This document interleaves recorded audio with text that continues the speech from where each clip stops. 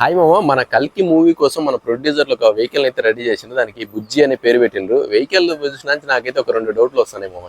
Vehicle మాత్రం India అంతా తిప్పుతారు అంత లెక్క, కానీ మరి దానికి రిజిస్ట్రేషన్ చేసిందో లేదని ఒక డౌట్ కొడుతుంది.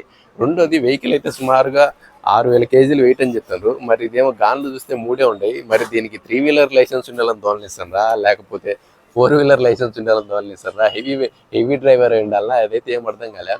ఆల్ ఓవర్ ఇంత ఇండియాలో తిరుగుతుంటే వెహికల్ కనీసం ఎందుకని మరి కనీసం ఎక్కడ కానీ ఎక్కడ దాన్ని రిజిస్ట్రేషన్ చేసిన దాఖలాలు కానీ ఏమీ లేవు. మరి ఏ రిజిస్ట్రేషన్ లేకుండా ఇండియా వైపు దీన్ని తిప్పుతుంటే మరి ఎవరు దాన్ని ఎందుకు అబ్జెక్షన్ చేయడంలో అర్థం కాలే. అంటే ఏమైనా ప్రమోషన్లో భాగంగా తిప్పుతున్నారా, లేకపోతే ఇలా స్పెసిఫిక్గా కొన్ని కారణాలు, అంటే ఇలా ఏదన్నా ట్రయల్ రన్గా చేసిన వాటికి రిజిస్ట్రేషన్ అవసరం లేదా మన ఇండియాలో అనే విషయం నాకు అయితే అర్థం కావడం లేదు.